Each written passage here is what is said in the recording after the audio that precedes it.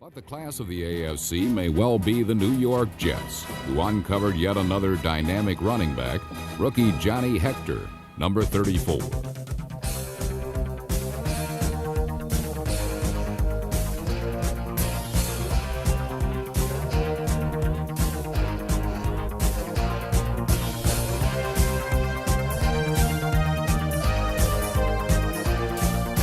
Hector carried the ball but once against the Chargers, good for 42 yards.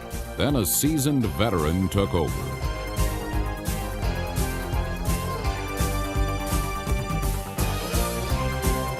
Third-year runner Freeman McNeil's third-period touchdown put the Jets ahead 20-10. It was a lead the New Yorkers never relinquished, despite the acrobatic efforts of yet another brilliant San Diego receiver, Bobby Duckworth, number 82.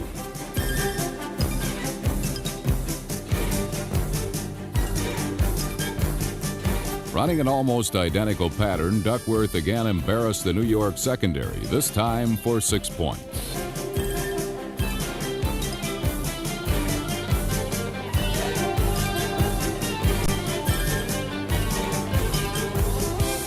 But the Chargers never got closer than that, and when Jet quarterback Richard Todd hit Freeman McNeil with a game-clinching touchdown, the Jets had their first opening day win since 1977.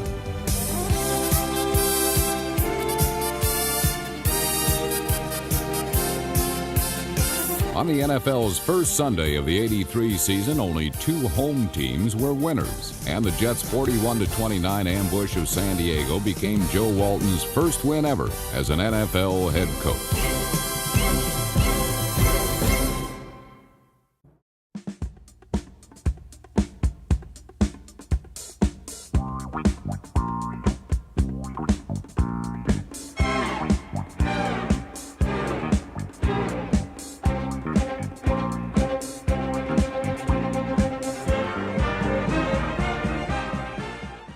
On both the baffling and the absurd.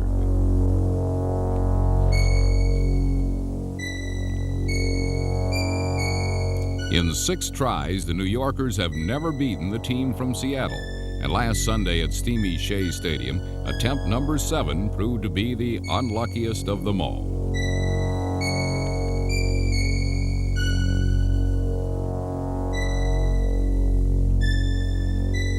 All day long, the Jets marched up and down the field at will. But when the end zone beckoned, the football mysteriously balked at the invitation and beat a hasty retreat. 4 fumbles and 3 interceptions were the difference, as Kurt Warner was given an ample opportunity to display his wares before a near-capacity, though somewhat stunned, home opener New York crowd.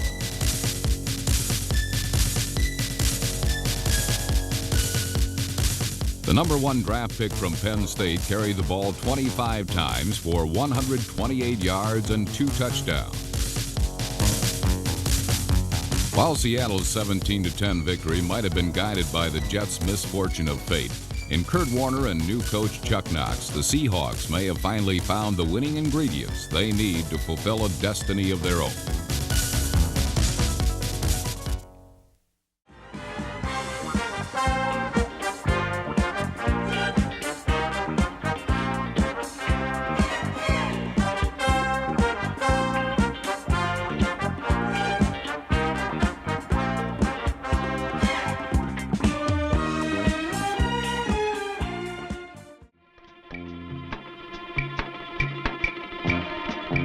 In New England, faith, patience, and perseverance are also the virtues that mark the reign this season of Patriot coach Ron Meyer. Faith coming in the form of staying the course with Tony Collins, whose overtime fumble against Baltimore presented the Colts with a gift-wrapped victory that even Santa Claus might never have delivered. Against the Jets, Meyer sent out Collins with the ball 23 times in an effort to sidetrack the sack exchange and stall the New York attack.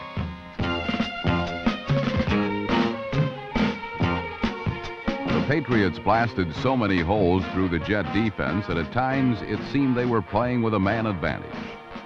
The coordinated blocking of number 61, Ron Wooten, as well as number 73, John Hanna, and even number 30, running back Mosi Tatupu, was typical of the kind of clear sailing Collins enjoyed all afternoon. An afternoon where he rushed for 212 yards, breaking a Patriot record that dated back to Jim Nance and the Neanderthal days of the old AFL.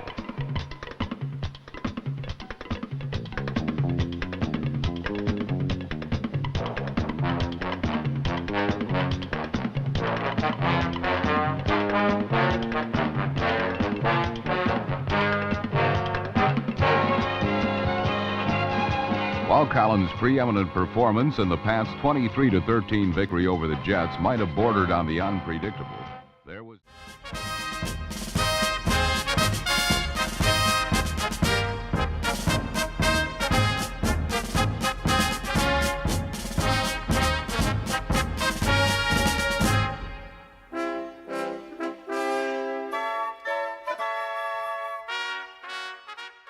Scoring touchdowns has not been a dilemma for the Rams in 1983, thanks to the arrival of number 29, Eric Dickerson.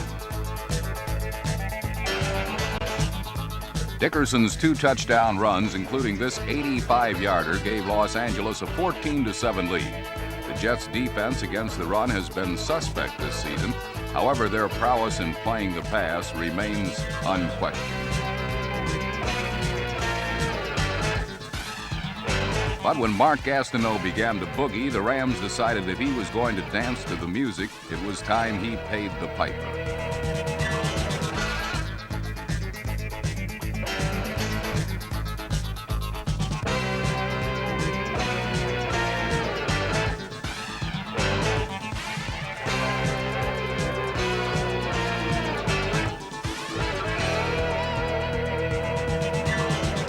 When the Rowdies were eventually escorted from the dance hall, Richard Todd sauntered out and promptly waltzed his way into the Ram end zone. Todd completed 37 of 50 passes for 446 yards and 2 touchdowns in the Jets' 27-24 overtime win.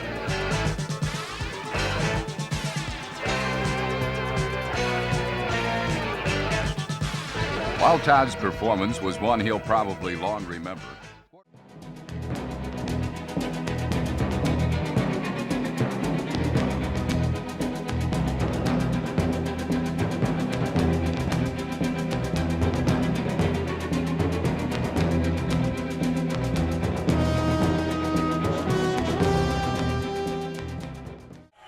First quarter stats totally dominated offensively by the Jets. Screen.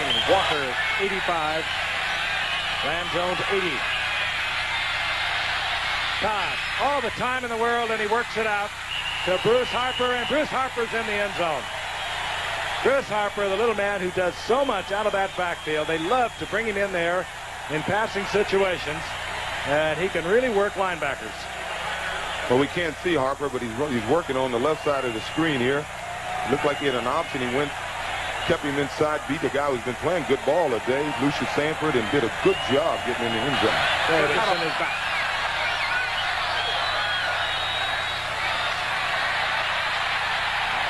Gastineau, there he goes. Gastineau, his 3rd sack of the season.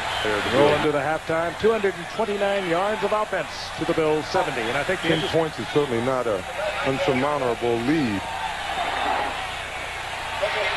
So the Jets settle for 3, and they move out on top, 10-0 early going of the 3rd quarter from a jam-packed Rich Stadium in Buffalo, New York. Fumble. The Jets say they have it. Cribbs fumbled the ball, never did handle it, and the Jets have recovered. Long snap. Jets looking for an offside. They don't get it. Ramsey hangs it high, and this is one the Jets should be able to cover deep in Bills territory. They let it dribble to the 1, and that's where the Bills will take over offensively, and they are bringing out their backup quarterback. As we look at Joe Ferguson, it is Matt Kopler at the 1-yard line. The Jets recovered, and we are watching Matt Kopler, the 2-year man out of San Diego Station. Up in is Cribbs. He gives it up again, and the Jets cover. Touchdown, New York. Gastineau. Mark Gastineau. Oh, yeah, we're going to see some dancing now. Well, he wants to keep that ball. And what a turnaround this has been. And Cribbs now is slow getting up. He appears to be injured. Leahy drills it through the uprights, and the Jets lead 17-0 as Mark Gastineau gets his first NFL points. 3rd down and 20. Hunter's wide open underneath, but they needed much more than that.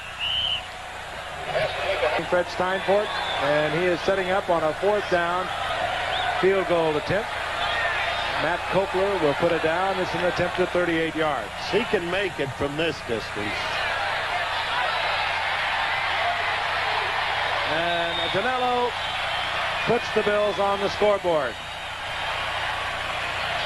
The Bills trailing 17-3 as we begin the 4th quarter, and we've been told this man, Joe Ferguson, gutsy man, will not be back. Johnny Hector now, single setback for the Jets. Johnny Hector. What a move by Johnny Hector. He gets into the end zone, the rookie from Texas A&M.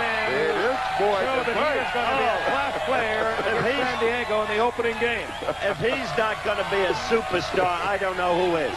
Mentioned, and he wound up running for 43 yards in a first down. Now, this is what you get from only great backs. That's right. That's right. All instinct. You don't teach that.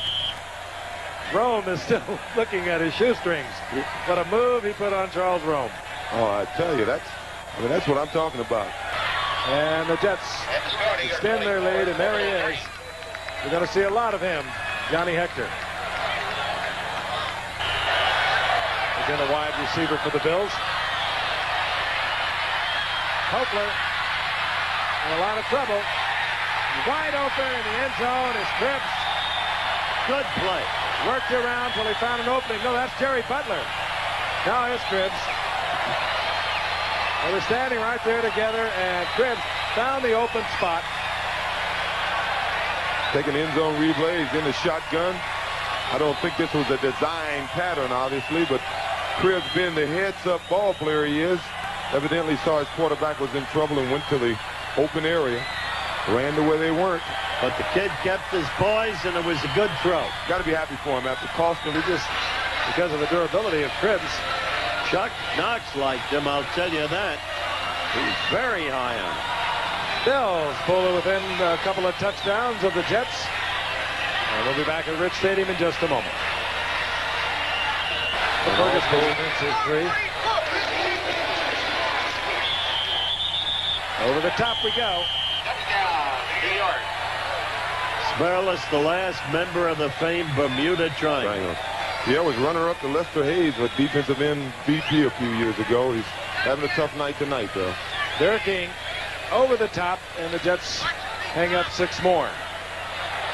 Derek King, who has been effective tonight, as the Jets have shuffled their offensive backs in very freely. We'll be back in a moment. With his team, he said they were going to run the ball. They practiced 3 tight ends all week, and I think the whole point of that is to put those guys in the frame of mind that they were going to have to work. I think everybody realized it takes a tougher lineman, I think, to play against the run than it is to a guy who can, throw the ball, and that's good by Leahy. The Jets, big winners tonight over the Bills. We'll be back in a moment. Jets still remain with the Bills kicking off at the top.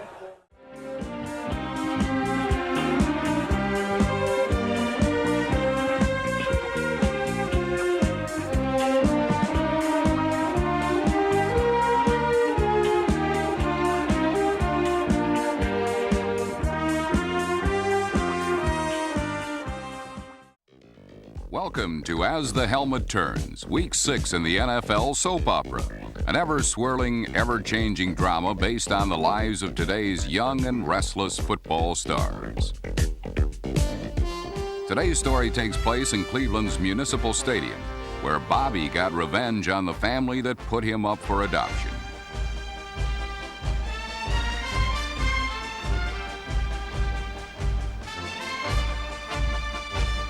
The Jets decided that number 89, Bobby Jones, didn't fit in with their future.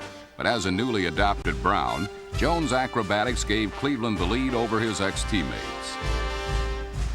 While the injured Freeman McNeil would best be suited for a role as a patient in General Hospital, his replacement, Bruce Harper, proved a valuable understudy. Harper's catch tied the game at 7 apiece with minutes left. Enter our hero, cool in the clutch, Matt Barr. In earlier episodes, Barr defeated the Browns by kicking game winners as a Steeler, but now he belongs to Cleveland, as did a 10-7 win over the Jets. Cleveland's win provided them with one of the great days of their lives, while the Jets found that in the NFL it can be one hard life to live.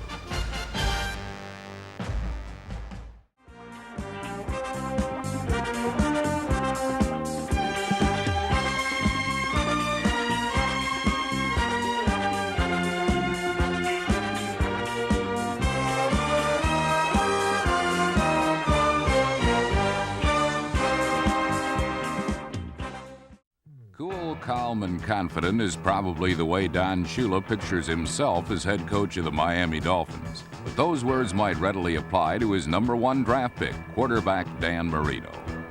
Against the New York Jets, the young Marino performed with the guile and skill of a time-tested veteran. A 66-yard scoring strike to Nat Moore just 3 minutes into the game was one of 3 Marino touchdown passes on the day. A dry and sunny day where the Miami defense proved that they don't need rain and mud to wreak havoc on Richard Todd and the Jets. On a play-first pattern by A.J. Dewey, number 58, Kim Bocamper ran for a 24-yard touchdown on one of 6 Miami interceptions. Turnovers that were the difference in the Dolphins' relatively easy 32-14 defeat of the Jets.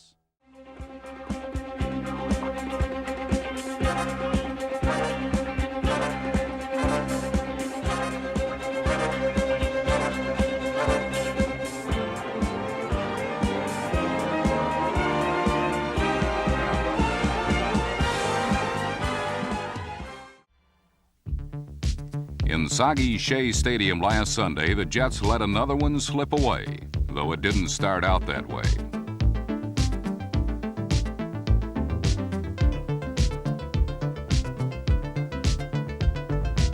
Bruce Harper's 78-yard run spearheaded what seemed to be a rout with little more than a quarter left to play.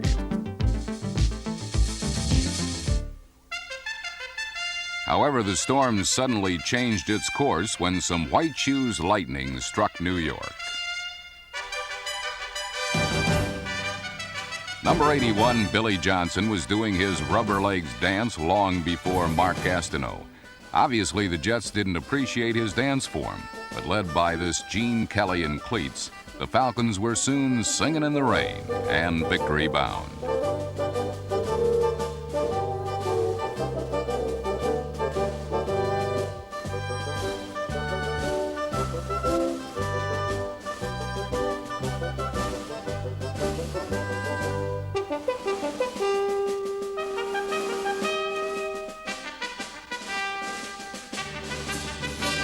Led by their 31-year-old one-man chorus line who scored twice and set up another touchdown, the Falcons exploded for 27 points and took the lead for good on a 32-yard field goal by Mick Luckhurst with barely 3 minutes remaining.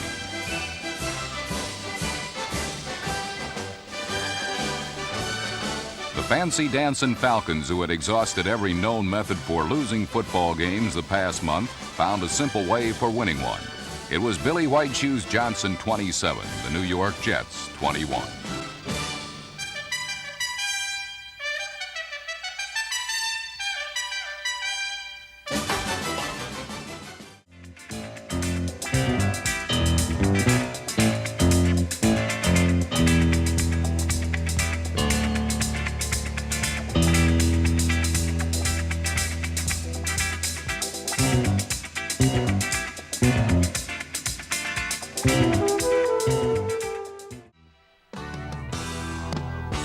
There is one team that needs some different drummers to turn their beat around. It's Joe Walton's New York Jets. Picked to win it all, the Jets are firmly entrenched in last place in the AFC East. And most of the year, they've been running for their lives.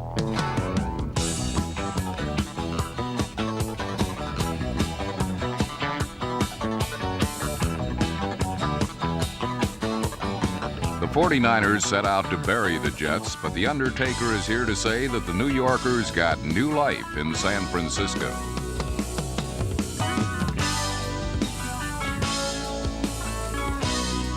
Lamb Jones' 28-yard scoring pass from Richard Todd put New York in front to stay, and the Jets defense held 49er running backs to 35 total yards and picked off 2 Joe Montana passes.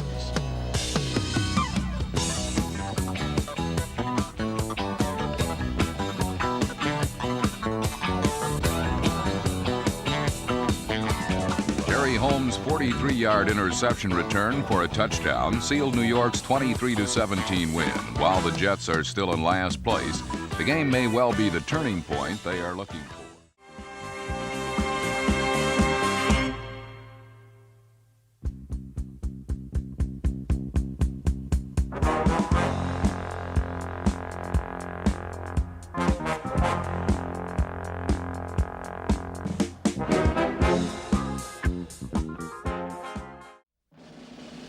Having won only one of his last 4 games, a desperate Joe Walton hoped to instill a little bit of the rah-rah school spirit into his team last Sunday.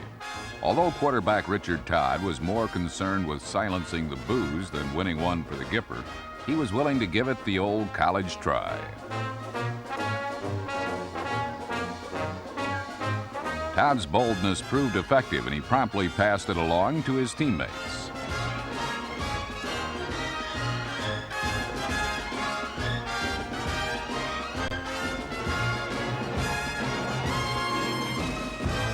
Number 80, Lamb Jones' touchdown put the Jets on top 7-3.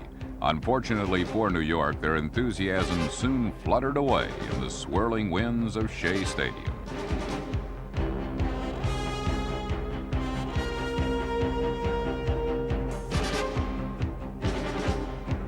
While Todd's sad arm ended 2 scoring drives, Colt quarterback Mike Pagel's happy feet bought him sufficient time to throw a game-clinching touchdown pass.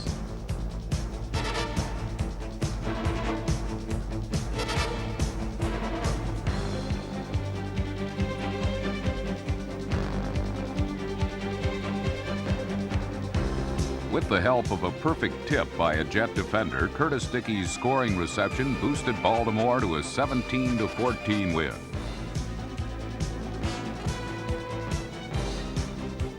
While the loss left the perplexing Jets wandering aimlessly in the division cellar, the victory upped the Colts' record to 6-4, keeping them very much in the thick of the AFC East race, along with New England and Buffalo.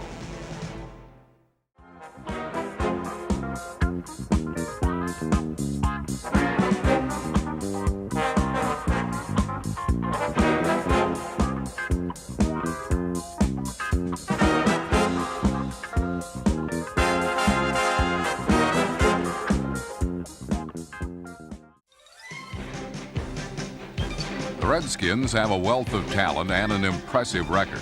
The New York Jets have a wealth of talent.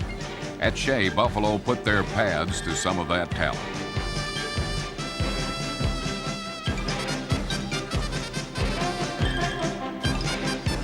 The Jets seemed to have a grasp on things as they cruised out to a 14-0 lead, highlighted by a 42-yard interception return by number 29, Johnny Lynn.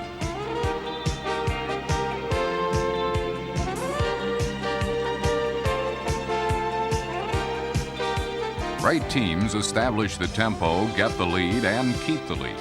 The Jets established the tempo and got the lead. They did not keep that lead as veteran Joe Ferguson got hot and fired a pair of third-quarter touchdown passes, one to wiry Byron Franklin, number 85.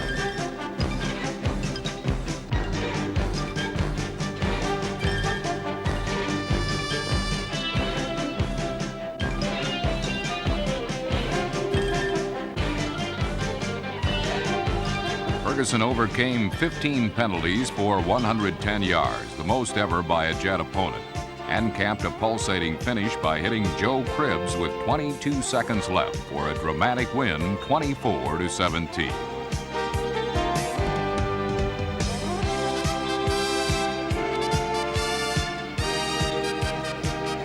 In the stretch drive, great teams get going. The Steelers, Redskins, and Bills are going, while Dallas and Miami uncharacteristically lost.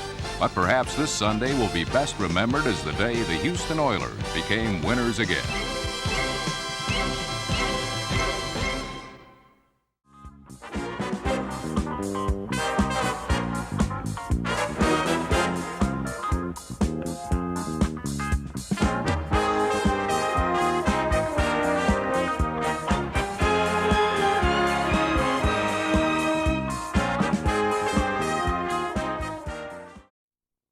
Disappointing campaign, made all the more so considering they reached the AFC Championship game only the year before.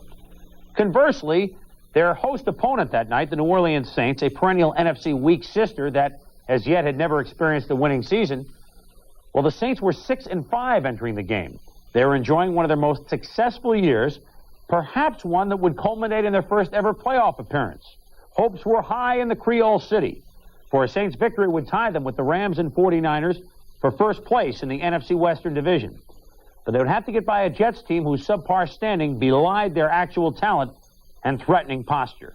The New York Jets' 1983 season could fittingly be remembered as a season of imprisonment, as injuries to key personnel confined the team to the cellar of the AFC's Eastern Division. On this November Monday, they were caged in the Cajun country as the Jets prepared to do battle with the up-and-coming New Orleans Saints. For Jet quarterback Richard Todd, the former #1 pick was winding down what would be his final year in a Jets uniform, an 8-year tenure that never quite reached its fullest measure of success due to his ill-fated penchant for the misguided pass, such as this one on Todd's first attempt of the game.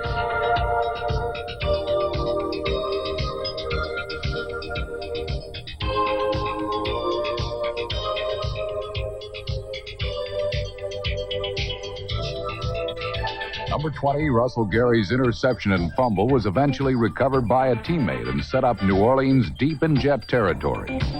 3 plays later, the Saints' leading rusher, George Rogers, number 38, spun his way in for the early score. Another look at Rogers' 14-yard run reveals a key block by upback Hokie Gaijan, number 46, that cleared the scoring path.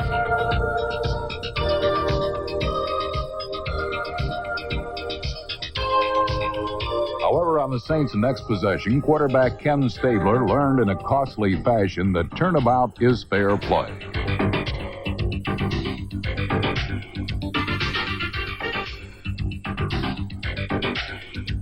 Number 56, linebacker Lance Mell's 34-yard interception return of Stabler's first pass tied the game at 7. Over the course of the game, Lance Mell would stand out like an orchid in a desert. He would register 17 tackles, a quarterback sack, and a fumble recovery. But Stabler and the Saint offense remained undaunted, as their ensuing possession would see them travel 80 yards in 9 plays, a drive that mixed the hard running of George Rogers with the soft hands of receivers like Jeff Grote, number 86. Soon thereafter, the early scoring marathon continued as Stabler hooked up with wide receiver Hobie Brenner, number 85.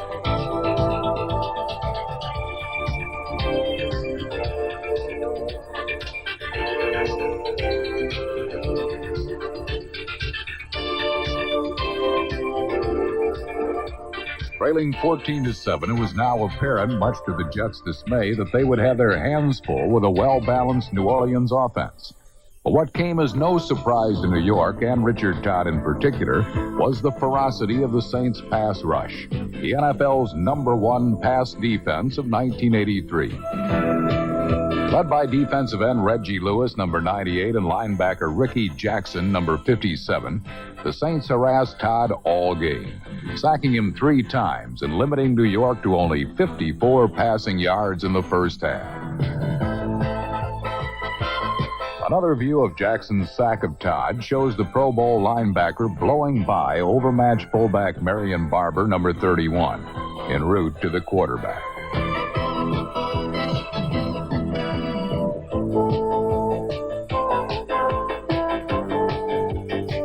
Surrounded by a fast-moving, high-pressure frontal system, it wasn't until late in the second quarter when Todd taxied the Jets from the tarmac to the runway. Forced to transform himself into a rollout quarterback, Todd connected with receivers like Derek Gaffney, number 81, and tight end Jerome Barkham, number 83.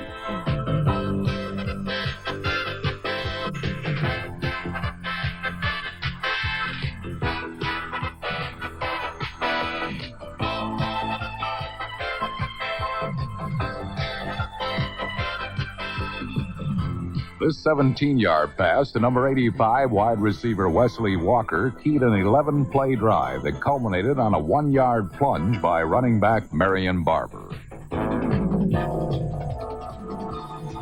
Barber's only carry of the game enabled the Jets to keep pace with the upstart Saints 14-14 at the half.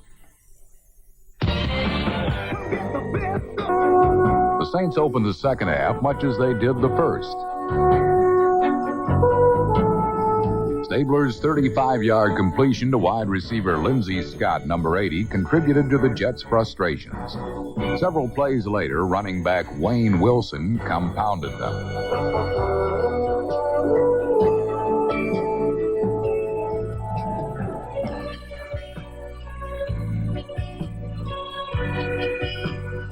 Voted the team's most valuable player in 1983, Wilson's touchdown capped a 12-play drive that set the tone for a third quarter that was all New Orleans. And if Wilson held back on his emphasis of that point, then running back Hokie Gaijan made sure it was pounded home on the Saints' very next offensive play.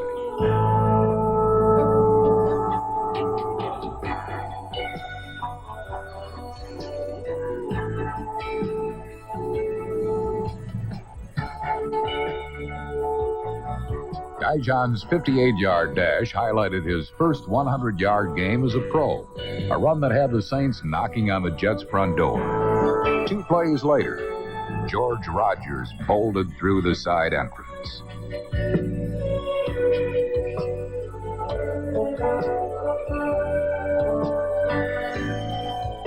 Rogers' second touchdown of the game gave New Orleans a 14-point lead entering the final period. Through the first 3 quarters of play, the Jets' defense had been run over, around, and through and successfully passed on, all to the tune of 401 yards, the Saints' biggest offensive output of 1983. But 3 quarters do not a football game make. In quarter number 4, the Jets transformed themselves into underground saboteurs and finally devised a way to derail this runaway Louisiana Express. First, they neutralized the engineer.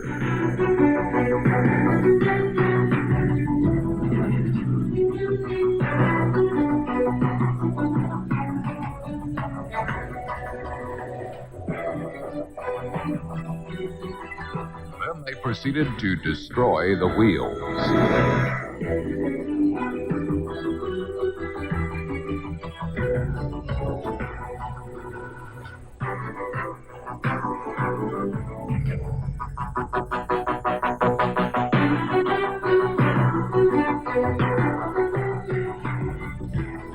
Leahy field goal brought the Jets closer at 28-17. That set the stage for one of the most memorable comebacks in Monday night history.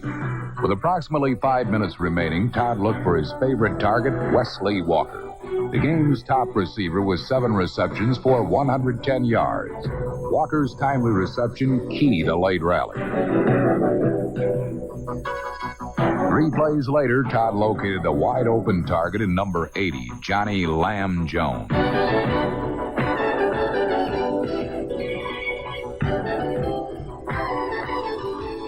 Jones' 26-yard catch and run gave New York a first down at the Saints' 11. On the very next play, Todd looked to the end zone. Jerome Barkham's touchdown grab brought the Jets to within 4, 28-24.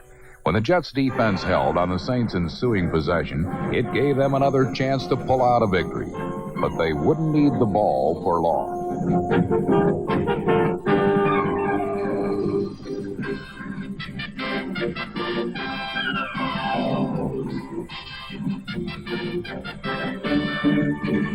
Kirk Springs' electrifying 76-yard punt return climaxed a furious rally which saw the Jets score 14 points within 2 minutes to take a dramatic 31-28 lead. But Stabler and the Saints had a few more rounds of ammo left over from this shootout, and they used the final 2 minutes to drive into three-point range. On a 3rd down and 6 with 19 seconds remaining, the call went to kicker Morton Anderson as he attempted a last-second game-tying 51-yard field goal. Anderson's attempt sailed wide left, sealing New York's comeback win and leaving New Orleans to suffer the stinging pain of defeat in a game they should have won.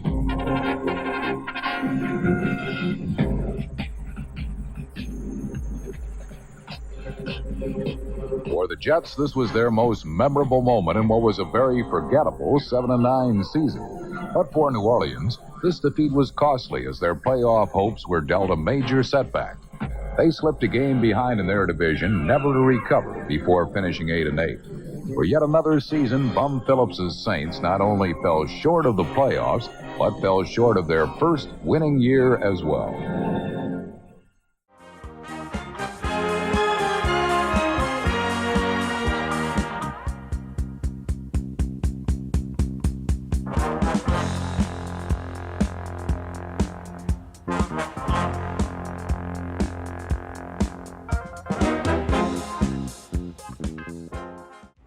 The New York Jets have not had a great deal to be happy about this season. So Wesley Walker taped up his ear holes to block out the boos and New York's season-long frustration. It worked as Walker's concentration and that of his teammates netted the Jets their second straight win.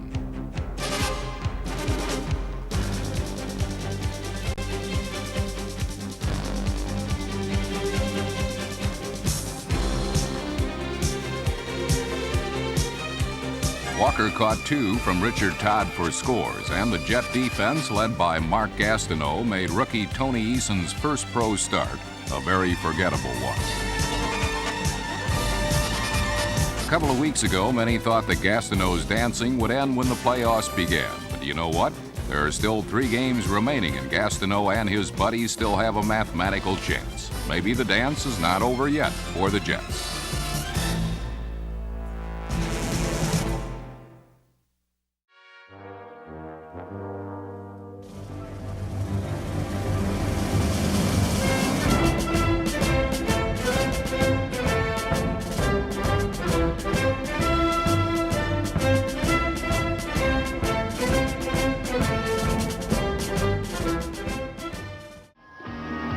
Memorial Stadium, Baltimore, Maryland. The Jets dreaming of playoffs still against the Colts. It's 3-3, a minute 10 left in the half. Richard Todd with only a fair day. Passing there to Freeman McNeil. And the great running back pours in for the touchdown. 10-3 Jets at the half. Fourth quarter, 10-6 Jets. Mike Pagel. Watch this closely. Back to pass. Colts threatening to score and take the lead. The ball batted into the air and picked off by the former Notre Dame great Bob Crable. And so it was a touchback. And then 27 seconds left in the game. Colts threatening again. Watch Pagel closely. He can scramble, throws deep. There were only 2 problems with this. It was caught out of the end zone, and Pagel was over the line of scrimmage. So the Jets won their 3rd straight.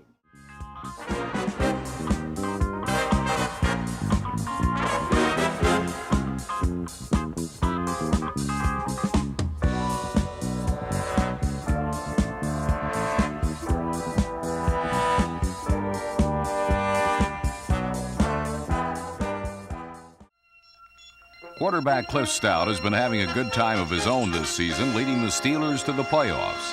However, now that Terry Bradshaw is back, the party's over. In his first appearance since last year's postseason tournament, Bradshaw promptly proved he hasn't lost his stuff.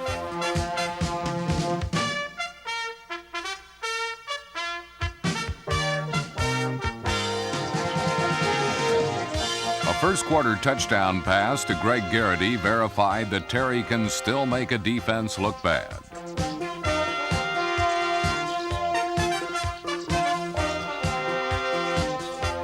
Bradshaw's second touchdown pass gave the Steelers a 14-0 lead.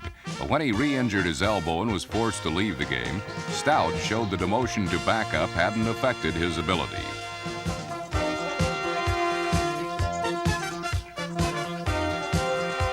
In New York's final game in Shea Stadium, the Steelers handed them a humiliating 34-7 defeat.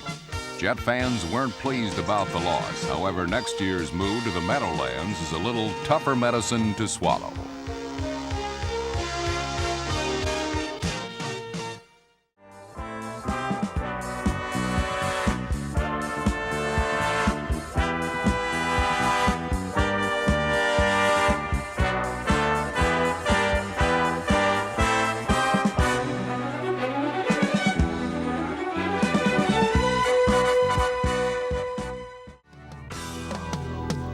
While Andrews put on a one-man show in Atlanta, New York's Freeman McNeil, number 24, tried his best to do the same for the Jets in Miami.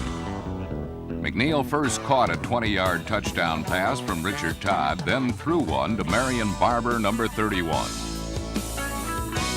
But the Jets needed more than McNeil to beat the AFC Eastern champs. Miami quarterback Don Strock continued to fill in for Dan Marino in fine fashion, with touchdown passes to David Overstreet and Mark Duper, number 85. But this game belonged to a Dolphins substitute, strong safety Mike Kozlowski. Number 40 intercepted 2 Richard Todd passes in the final period and ran them both back for touchdowns.